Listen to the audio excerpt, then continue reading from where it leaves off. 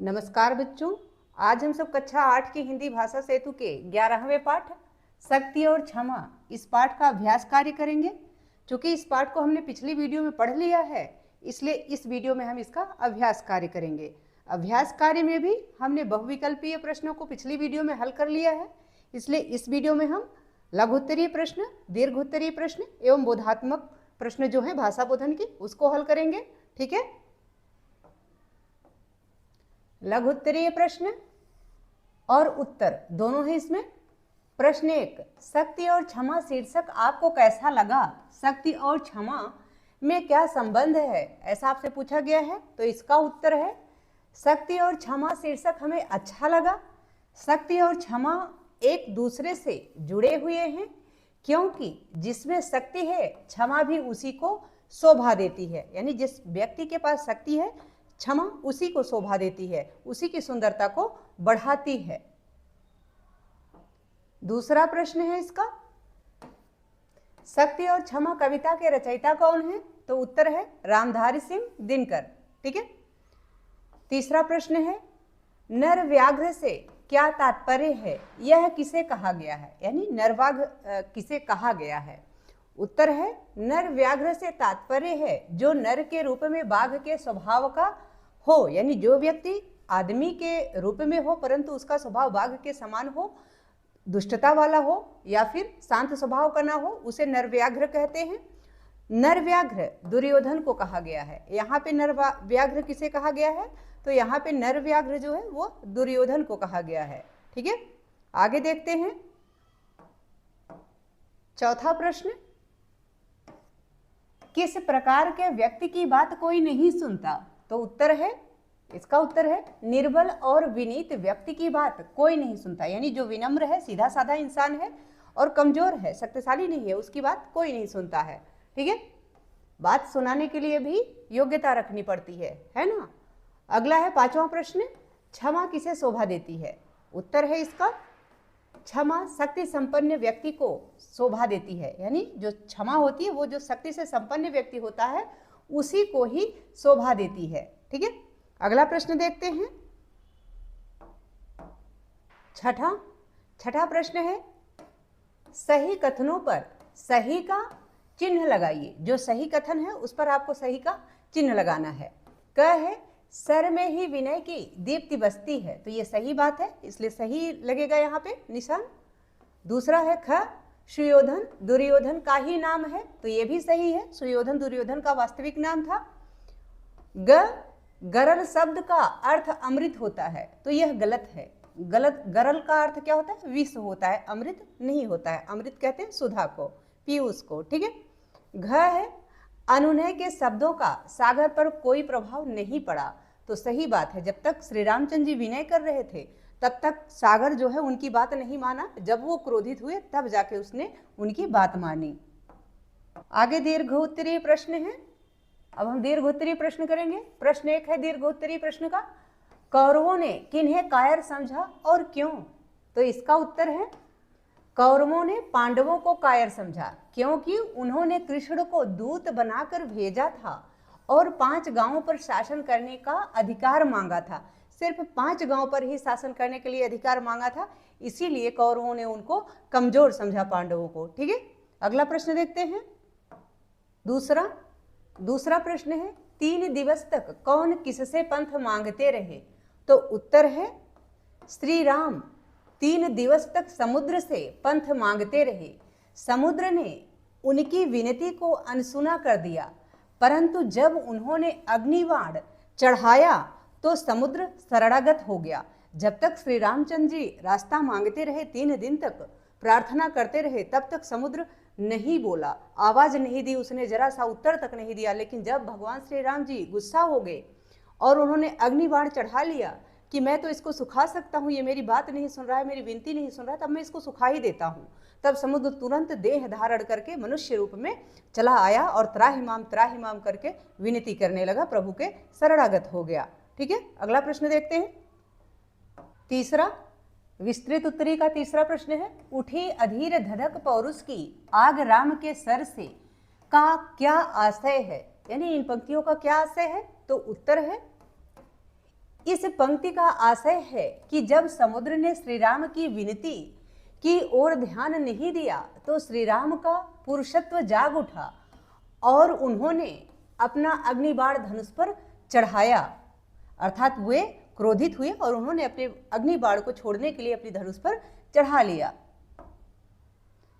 चौथा प्रश्न है, किस व्यक्ति के वचन पूज्य माने जाते हैं, यानी किसकी वचनों को माना जाता है, पूजनीय माना जाता है। उत्तर है, जिस व्यक्ति में विजय प्राप्ति का बल हो उसी के वचन पूज्य माने जाते हैं। यानी हर कोई उसी की वचन को पूजनीय समझता है, उसकी बात को मान लेता है बड़ी आसानी से, जिसके बारे में उसे पता होता है कि यह शक्तिशाली है और यह जीत सकता है, यानी किसी से भी जीत सकता है, किसी पर भी विजय प्राप्त कर सकता है, उसी की बात लोग मानते हैं, उसी की वचन पूज्य माने जाते हैं। पांचवा प्रश्न है, इस कविता में क्या संदेश दिया गया है? तो इसका उत्तर इस प्रकार है, कविता का संदेश यही है कि पहले शक्ति संपन्न बनो, तभी लोग तुम्हारी बात सुनेंगे। क्षमा करने का अधिकार शक्तिशाली को ही है, कमजोर व्यक्ति की बात कोई नहीं सुनता। तो ये वास्तविकता है, जिसके पास शक्ति होती है उसी की बात लोग सुनते हैं। आपने एक कहावत भी सुनी होगी, जिसकी लाठी उसकी भैंस, यानी जो शक्तिशाली है उसी की बात मानी जाती है, उसी का जोर चलता है। जो कमजोर होता है, निर्बल होता है, सीधा साधा होता है, उसकी बात कोई नहीं मानता है, कोई नहीं सुनता है। ठीक है, अगला प्रश्न देखते हैं। छठा प्रश्न है, सप्रसंग व्याख्या कीजिए। क्या है? क्षमा शोभती उस भुजंग को जिसके पास गरल हो, उसको क्या जो दंतहीन विष रहित विनीत सरल हो। तो इसका आपको सप्रसंग व्याख्या करनी है इन पंक्तियों की। तो इसका उत्तर इस प्रकार है, पहले आपका प्रसंग रहेगा। प्रस्तुत पद्यांश हमारी पाठ्य पुस्तक भाषा सेतु के पाठ 11 शक्ति और क्षमा नामक पाठ से लिया गया है। इसके रचनाकार श्री रामधारी सिंह दिनकर जी हैं। तो इसके रचनाकार रामधारी सिंह दिनकर जी हैं। इस प्रकार से कविता का प्रसंग बनता है। आप यही प्रसंग दूसरी पंक्तियां हैं, दूसरा पद्य आपको दिया गया है, उसमें भी लिखिएगा, क्योंकि ये नहीं बदलता है, जो प्रसंग होता है वह एक ही रहता है। ठीक है, अब हम इसकी व्याख्या देखते हैं। व्याख्या इस प्रकार है, ताकि कवि रामधारी सिंह दिनकर जी कहते हैं कि क्षमा उस सर्प को शोभा देती है जिसके पास विष हो, क्योंकि उसका विष उसे शक्ति प्रदान करता है।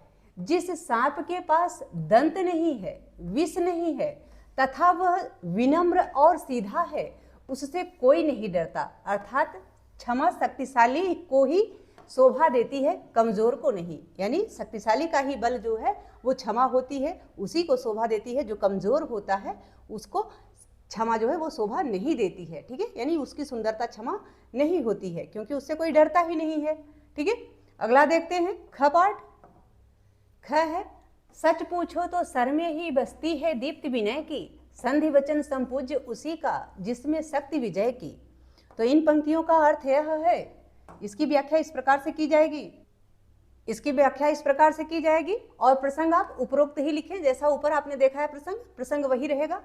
व्याख्या है, कवि रामधारी सिंह दिनकर जी कहते हैं कि सच बात तो यह है कि आपकी विनम्रता की चमक आपके बाण यानी आपकी शक्ति में ही समाई होती है।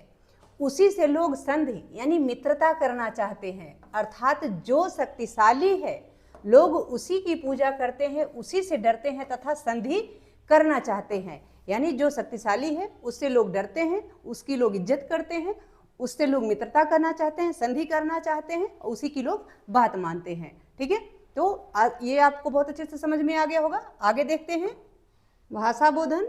आगे भाषा बोधन है। भाषा बोधन का पहला प्रश्न है, श्रुति सम भिन्नार्थक शब्दों के अर्थ लिखिए। यानी सुनने में समान पर अर्थ में भिन्न ऐसे शब्दों के अर्थ लिखिए। जैसे सर ये और सर, ये दोनों सुनने में एक जैसे लग रहे हैं, परंतु पहले सर का अर्थ होता है बाण और दूसरे सर का अर्थ होता है तालाब। इसी प्रकार चरण का अर्थ होता है पांव या पैर, और चारण एक प्रकार की जाति होती है, भाट जाति। ठीक है, इसी प्रकार दर्प है और दर्भ है, सुनने में एक जैसे लग रहे हैं, परंतु दर्प का अर्थ होता है अहंकार यानी घमंड, और दर्प का अर्थ होता है कुश या कुशा यानी एक प्रकार की घास। आपने देखा होगा, इसको बहुत तीव्र होती है, आप छुइए तो आपकी फिंगर कट सकती है, और जब पूजा पाठ होती है तो उसमें रिंग की तरह पहनाया जाता है, तो आप उसे समझ जाएंगे कि ये कुश है। ठीक है, आगे है अंश और अंश, ये दोनों सुनने में एक जैसे हैं, जबकि पहले अंश का अर्थ होता है कंधा और दूसरे अंश का अंश होता है भाग या हिस्सा। दूसरे अंश का अर्थ होता है भाग या हिस्सा। ठीक है, दूसरा प्रश्न है निम्नलिखित संज्ञा शब्दों से विशेषण बनाइए, यानी जो आपको यहाँ संज्ञा शब्द दिए गए हैं इनसे विशेषण बनाना है। जैसे दया से दयालु, शक्ति से शक्तिशाली, देह से दैहिक, क्षमा से क्षमाशील, बल से बलवान। इस प्रकार से आपका विशेषण शब्द बनेगा। तीसरा प्रश्न है निम्नलिखित के पर्यायवाची शब्द लिखिए। रिपु, दिवस, गरल, भुजंग और सागर, इनका आपको पर्यायवाची लिखना है। तो रिपु का पर्यायवाची होता है शत्रु, अरि। दिवस का पर्यायवाची होता है दिन, वासर। गरल का पर्यायवाची होता है विष या जहर।